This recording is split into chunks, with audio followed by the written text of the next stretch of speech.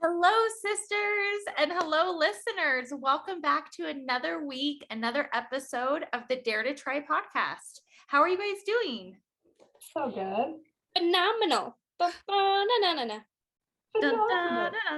Phenomenal. I love it. Good 2 weeks. I missed you guys. It has been 2 weeks. Plenty of time to get lots of spring cleaning done. Yeah. Yeah. That's awesome. So this last week, I had a chance to travel to Salt Lake and to Idaho. I actually got to see a couple of you in person. A couple of you. There's only a couple of us here. All of you is the same as a couple of you in this instance.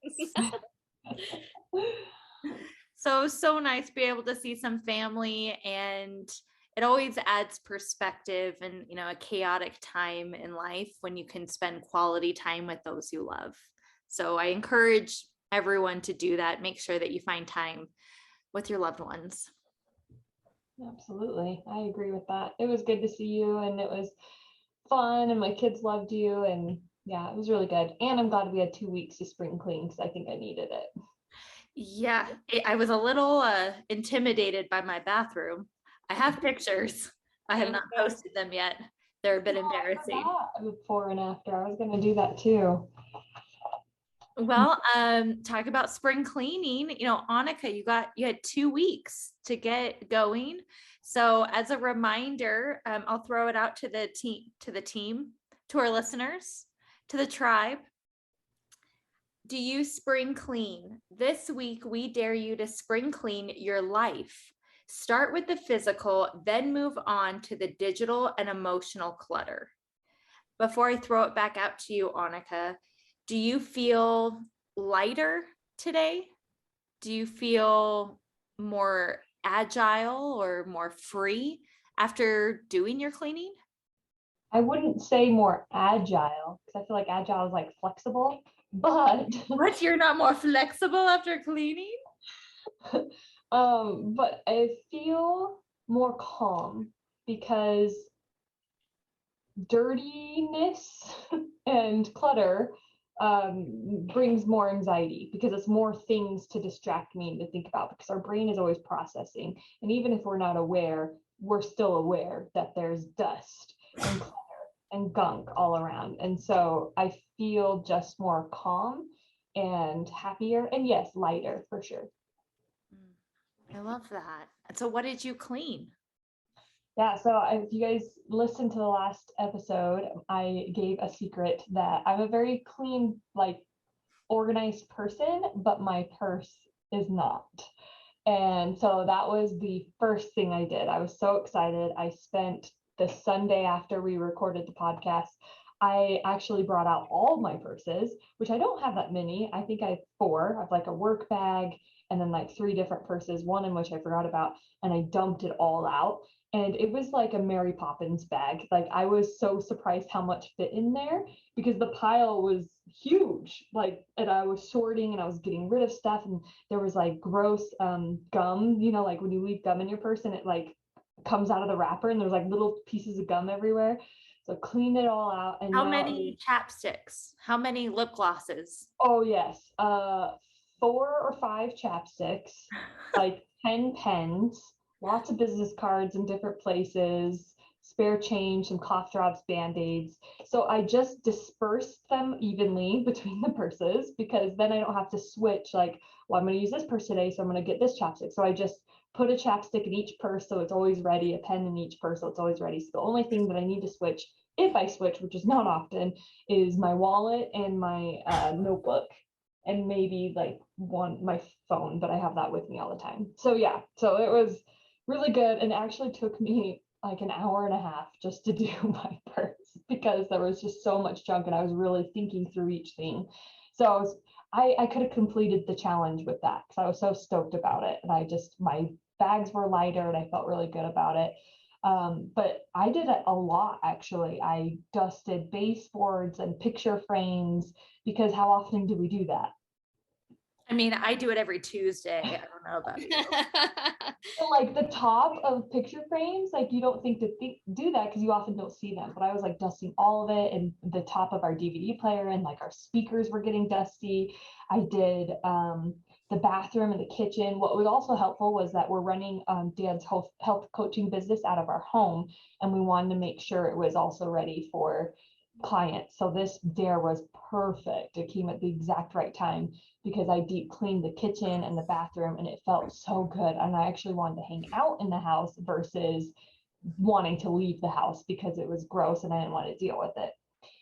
So yeah, it was really good. And then I also cleaned my. Before you move on to that, so you talked about how you actually enjoyed spending quality time in your house. Like there is an energetic shift that you felt.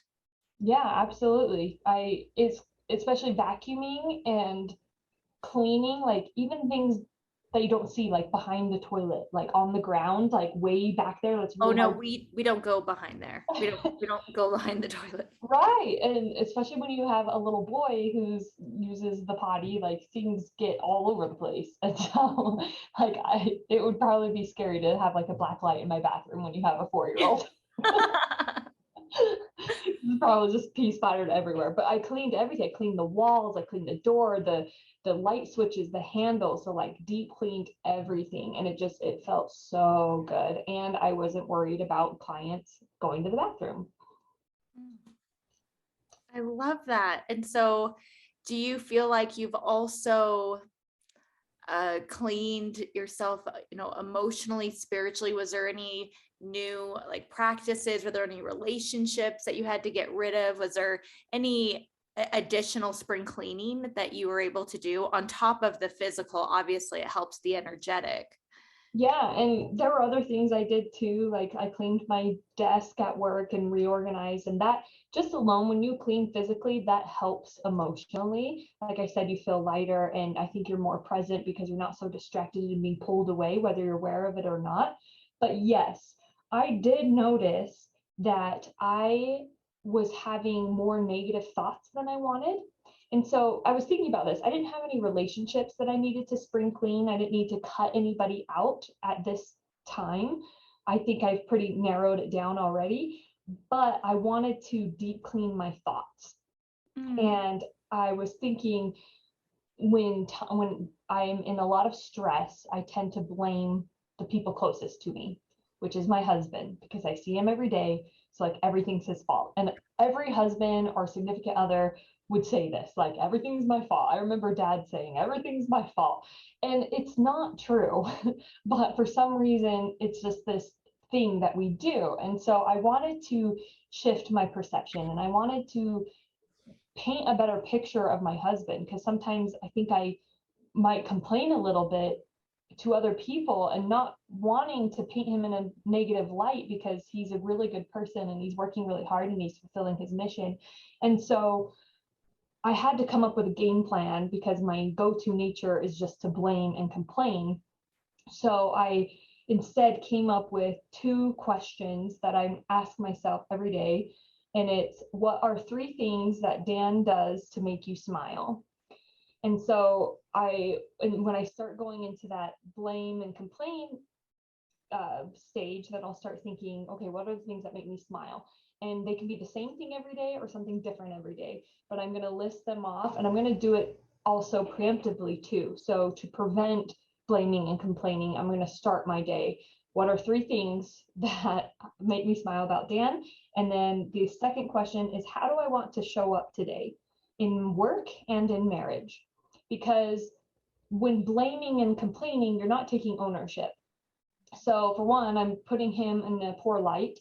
And for 2, I'm not taking ownership. So both of these things help paint him in a better picture, which helped me feel better about him because he is great. And then also taking ownership of how I am going to act and what kind of person I'm going to be. Instead of putting it all on him that he needs to change, I'm going to focus on, well, how am I going to show up today? What type of person do I want to be? And part of that is smiling more.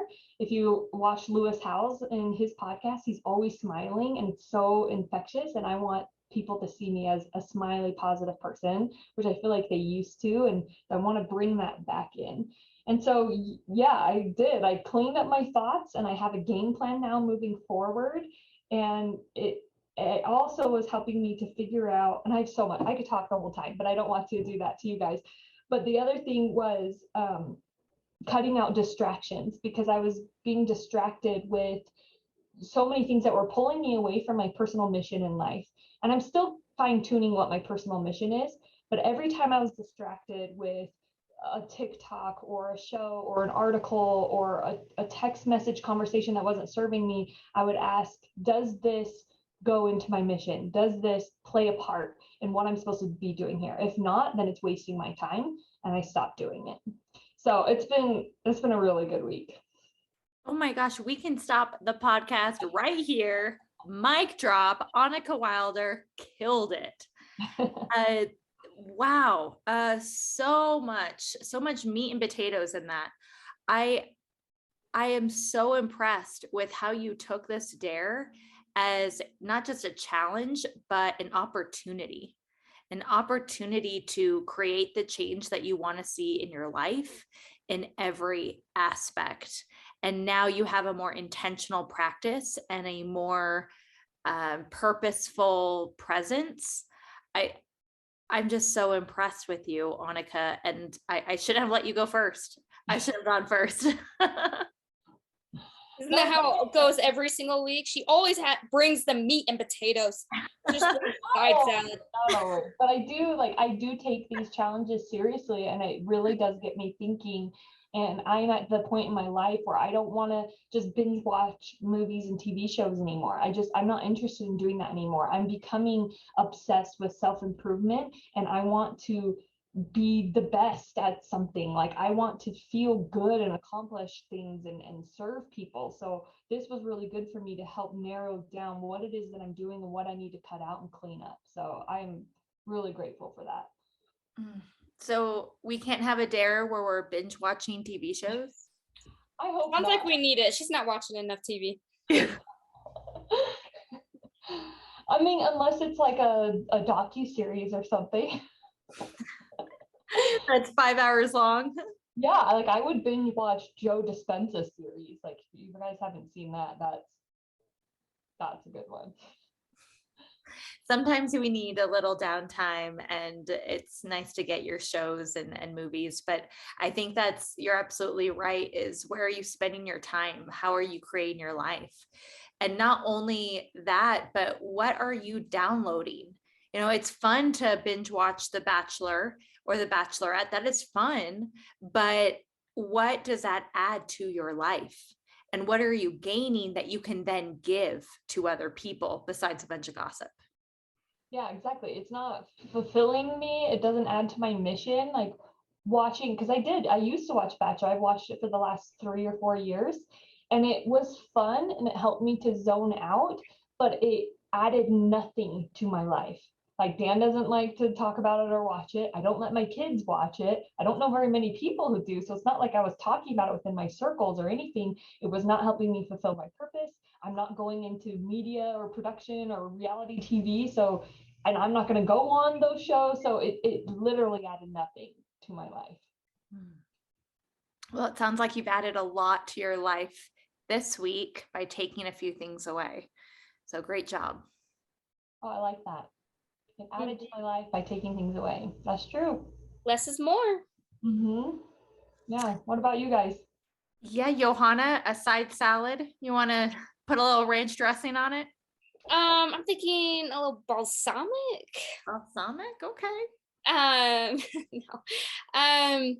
So I had this pile of clothes that I would add to every time one of my kids would grow out of something. And it was in my laundry room, and I would just, oh, she doesn't fit in that, add to it. I have 2 kids, so it was getting pretty big. And I've been adding to it for the last 4 or 6 months.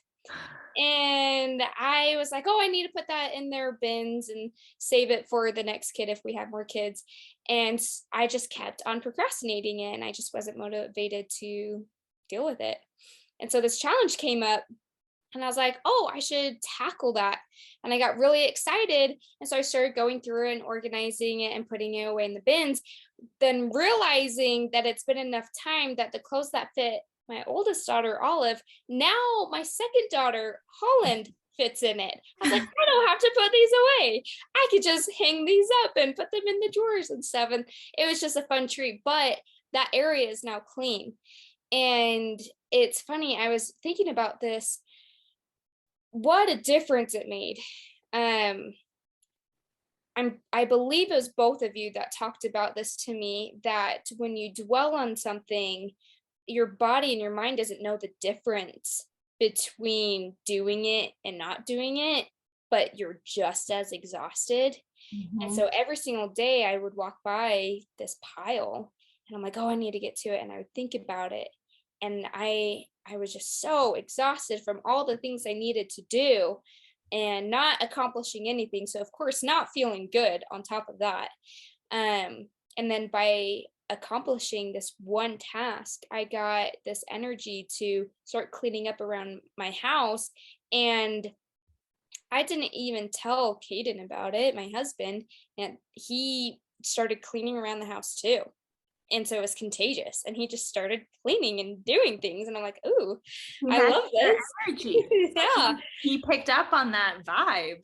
It was great. So I love the spring cleaning challenge because it totally did affect my mind. It totally did motivate me to keep going. And then we decided to go on a little errand together, and we ended up having a really good conversation in the car. We all know those are amazing. And we actually ended up talking about our self-worth, what we're going on in our life and at work. And we're both kind of down on ourselves. And it was funny because he would say something and I would say, oh, don't say that about yourself. And then I would say something and he's like, no, you're not. Don't say that about yourself. It was so cute. But we decided that we need to come up with a way to help each other through it. And so now we actually did a little spring cleaning in our relationship, and we are going to be checking up on each other and every single day and checking up on each other, making sure that we are building up our self-worth and making sure that we are keeping on track with our spring cleaning and staying balanced. So, I love that. What's your game plan for your marriage now? I am going to tell you after Bertani tells us our experience because it ties in with our next dare and challenge. Ooh, I like this teaser. Yeah, I love this, Johanna, and I love that you were able to motivate your husband to get involved and to contribute and be collaborative in your efforts. It's always so much easier to carry a heavy load when you have someone to share it with. And this time you're actually unburdening yourself together, which is so beautiful. And so I'm so glad that that was your experience. Thank you. It really does feel good. Like freedom. Freedom. I love it. Well, my last couple of weeks have been interesting. I did travel, and it was so nice to see family and friends, but I wasn't quite at a place to do the spring cleaning because I was living out of a bag, but I'd been thinking about it. And I was going to visit my work because there's a transition happening at my company. And so there was a spring cleaning, forced upon us, like a dumpster coming in and, being filled up with the things that maybe even I wanted. And so I had to deal with losing and grieving things that I wasn't ready to give up. And I think that's an important thing to just note on, that sometimes it isn't your choice to get rid of something, whether it be a loved one, a job, a opportunity, whatever, it could be a thing. Maybe your favorite skirt got stained and you'll never get to wear that again. Sometimes you're not ready to let go of things. And that, though it is often a sudden and an unexpected event, it also can free up space for the new. The difference is there's often a time for a little bit of a transitional period. And so I've been going through this transitional period, trying to figure out my next steps, where I want to grow within this bigger company, or do I want to go a different direction? So that's been on my mind this, last week. And I really was putting off cleaning my bathroom because I talked about that and I knew it needed to be done. And I had been thinking about it. And like you said, Johanna, your brain doesn't know the difference between thinking about something and doing it. So I was exhausted about thinking about my makeup and shampoo bottles and all the things. Meanwhile, I come back from my trip and Jason has restocked our shampoo, our face wash, our body wash. And there's even more things that I was like, oh no, I was not ready for this. So now I definitely have to do my spring cleaning. And so I decided, okay, I'm just going to do it. I'm just going to put on some music and I'm just going to start. And I started at first by taking like one shampoo, bottle almost gone, and setting it aside, one hair clip and setting it aside. And it was taking me all the live long day. And I didn't have that. I didn't have the energy, right? We only have so much energy. And sometimes we want to fix things one step at a time, little at a time. And I was getting nowhere. So instead, I just took my arm in and took everything out of the shelves, everything out of the drawers, and laid it all on the bathroom floor. And was like, cool, I have 6 of those. I do not need that. And it was really easy to pick up, things that I don't use or don't need, half used, foundation, brushes that broke that I don't use anymore, face creams that actually make my skin look worse, stuff that I don't know how it just got pushed back and pushed back. I was able to realign everything and put it into the drawer, and I had more space. So then I was like, ooh, what can I fill in this new space? And then I decided we're just going to leave it. We're just going to allow ourselves to have some space and not have to fill every wall with something, not every drawer, every cupboard. And after doing that, I felt like, okay, now I can meal plan. And it started this whole process where I now felt capable to take on a new project. I've been wanting to spring clean my eating habits. Since traveling, I've been eating sugar every day, and I needed to cut that habit. So I meal planned, went grocery shopping and planned out my meals, cooked all my meals. Then I was like, great, let me do my closet. And it just built one after another. And while I didn't have any relationships I necessarily needed to cut out, I was ever present of where I was inputting my time and my attention. So I was exhausted. I just spring cleaned all of these things. I was beat. And, dealing with this transition at work, I'd been just kind of emotionally spent. So when someone asked me if I wanted to go out, I was like, I really wasn't feeling like going out. Like, oh no, I understand. And so then I thought about it, like, but this is someone that usually energizes me. This is someone who usually feeds my soul. I normally have a wonderful time when I see this person. So I decided to go out, and I stayed out way later than I normally do and had a total and complete ball. And at the end of the night, like 3 a.m, like out all night. At the end of the night, we're all sitting around a table and we're complimenting each person around the table and telling them why we love them. Oh. And I just thought, this is why I came out. This is the worth, this I'm giving to them and I'm receiving. And I'm so glad I said yes. And that these are relationships that I need to nourish and I don't want to get rid of. And then the next day, obviously a little tired, I got asked to go out again by someone else. And I thought about it. I was like, they're nice, they're fun, but do they energize me? Do they feed my soul? Not really. And so I went to say, oh, sorry, I'm busy or not feeling good. And instead, I didn't want to lie, right? We're living our life with intention and purpose. So instead, I said, I just need to stay in and I need to recharge. And so, no, I will not be going out, but maybe we can hang out in the future. And I felt so strong and empowered because they are a good person and I would love to spend time with them, but not now, not in this energetic space. So that was my spring cleaning this last week. Oh, I love that.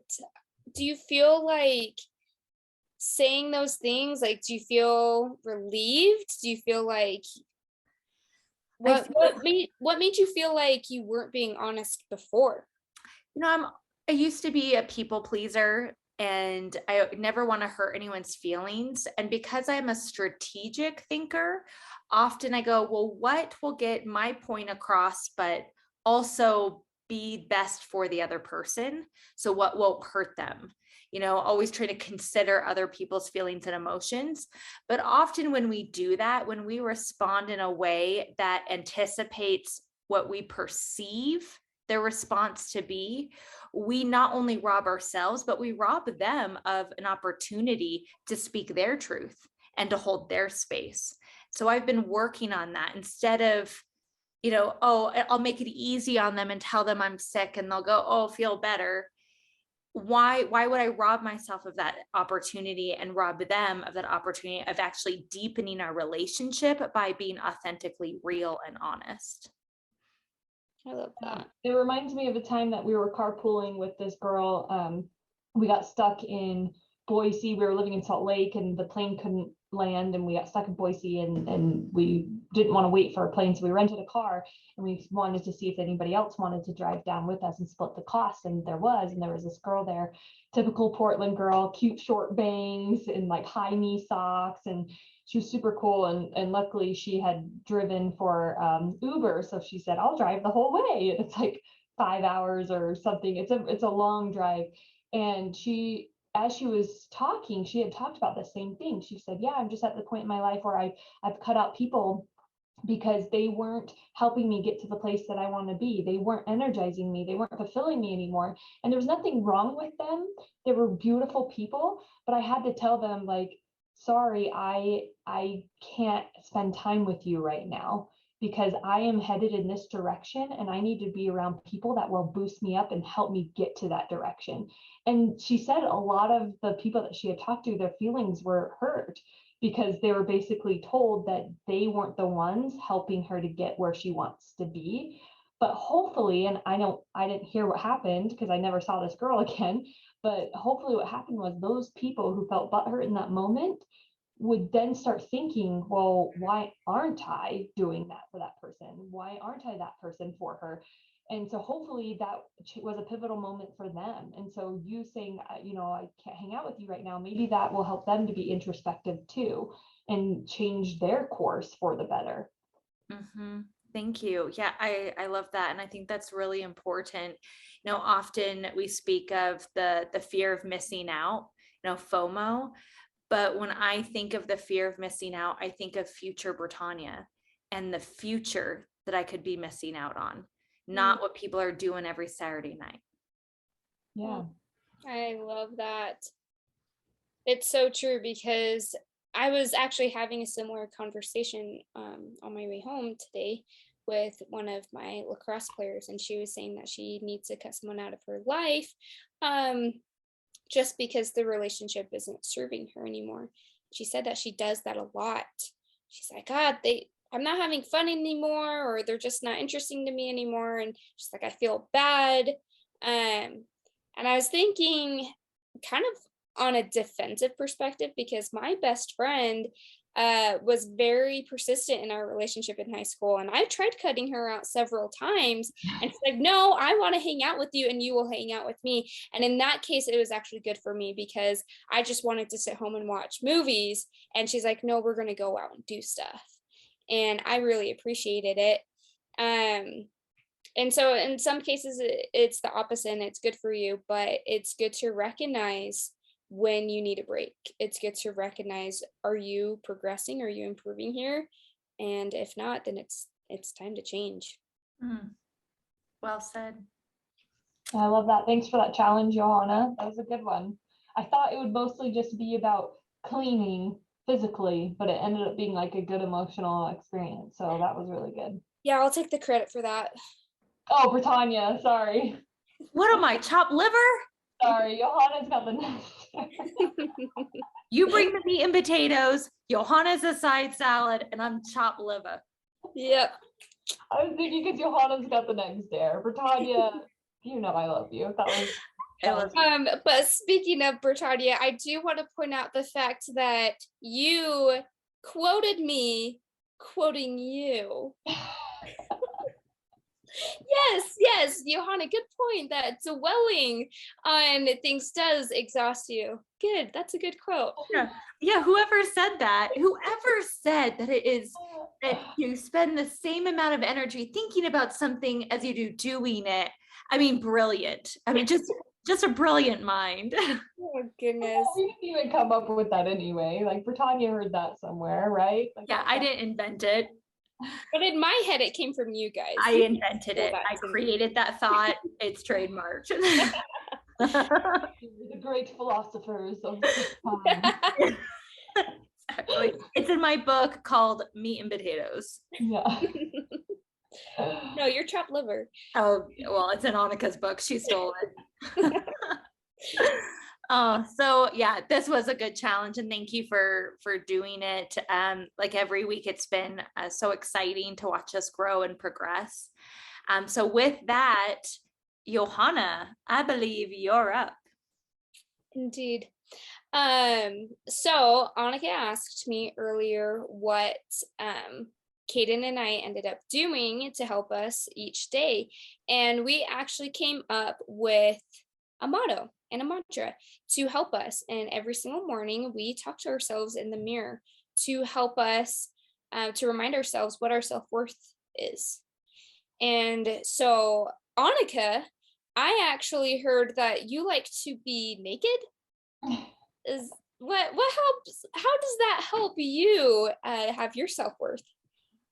Yeah, so does Britannia, first of all. But so in high school, I was, chubby, and I had braces and glasses, and I didn't get a lot of attention from guys, and I thought it all had to do with my physical appearance. And I remember thinking, like, I'm a cool person. I don't understand why I'm not getting asked out. I also had a lot of things that I wasn't aware of. Like, I wasn't putting myself out there. I didn't know how to flirt. I didn't know how to play the game. But I remember thinking, like, they don't see what's under all this. Like I've got a good body. And I remember one way to help me, actually, it started on stage with my director, because I did theater in high school. And she had talked about this girl who had to kiss a boy that she wasn't attracted to on stage.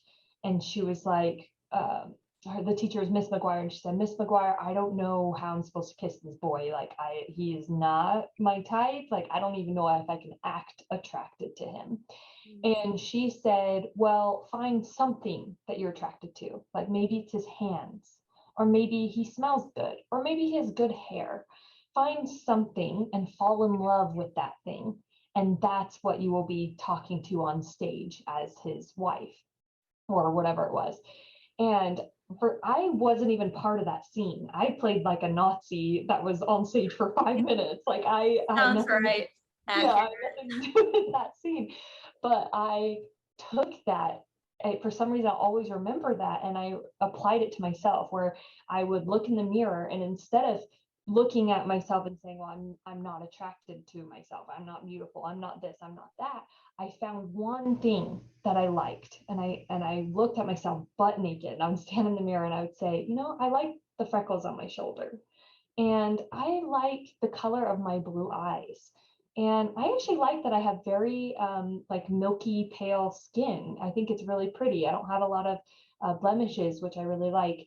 And I actually have strong legs. And I would just go on, and next thing I knew, I I changed my perception of my body and how that I actually liked it. And so I'm writing a book about it actually, because I want other people to do that same simple practice of looking in the mirror and finding that one thing they like. And even if it's just my left eyelash, like just find that one thing and it'll grow, and then it'll open up and you'll start realizing you like more and more. So yeah, obviously I'm really passionate about it, but long answer short, yes. I love that.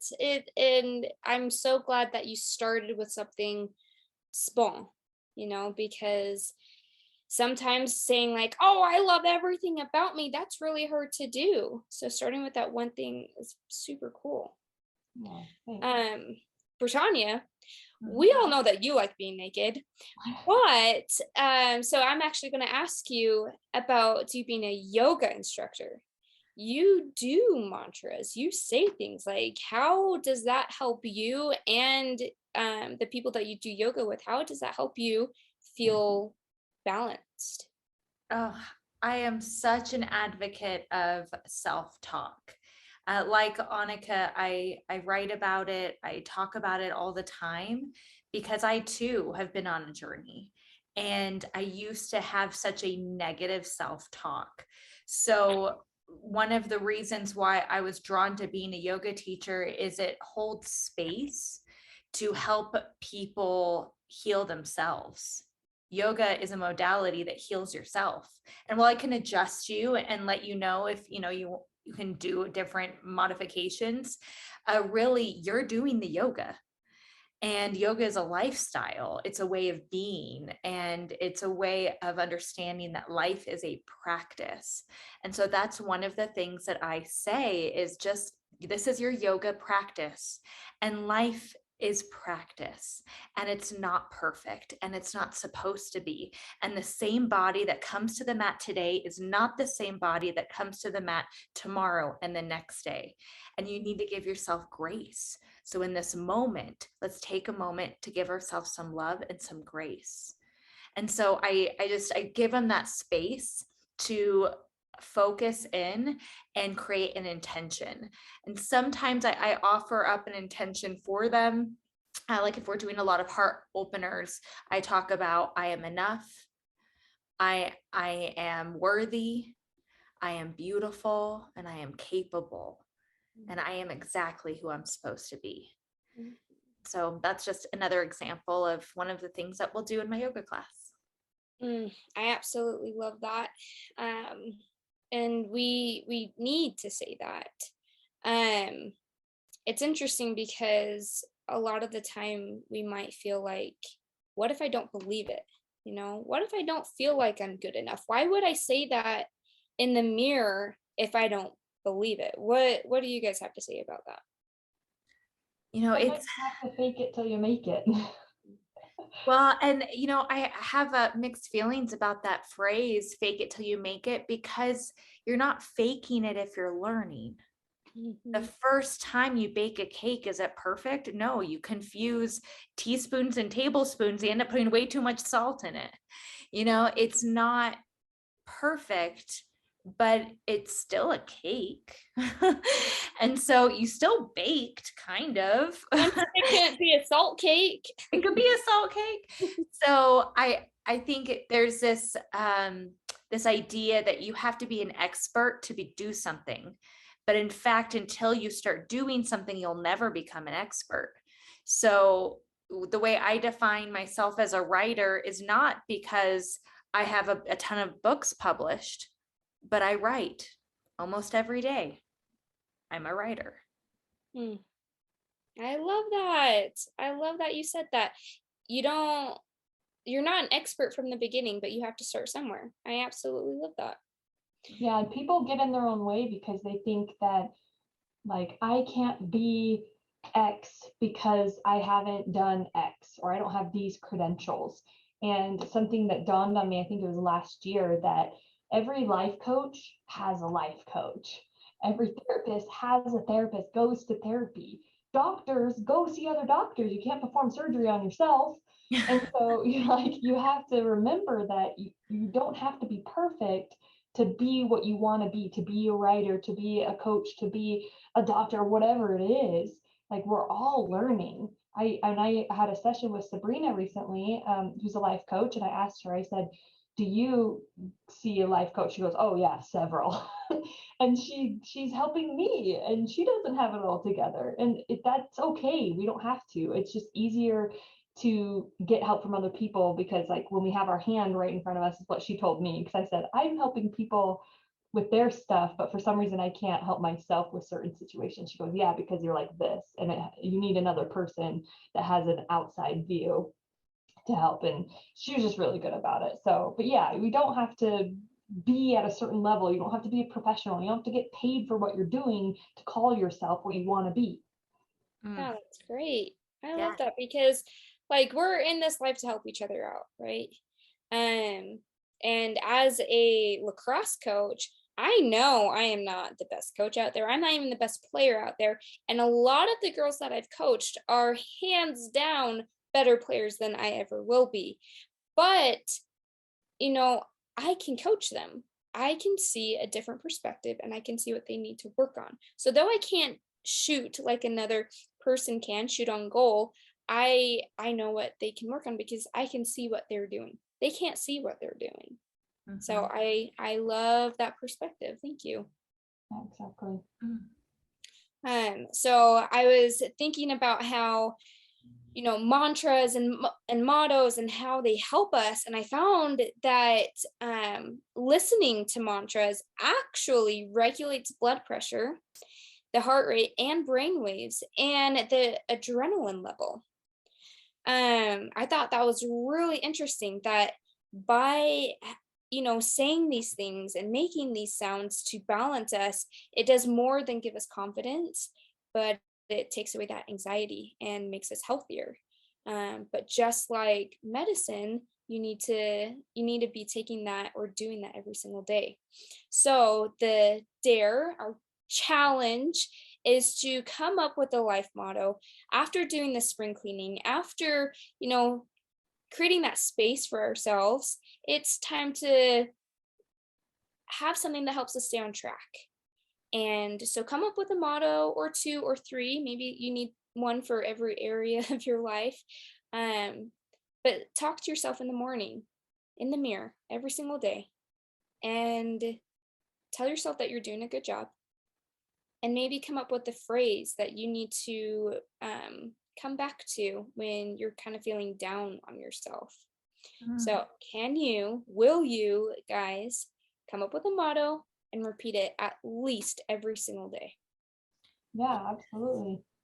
Yeah, I'm really excited. I think I'm going to do a couple. Like, I always am trying to do, a bunch of different things, but I've been focusing on the different areas in my life.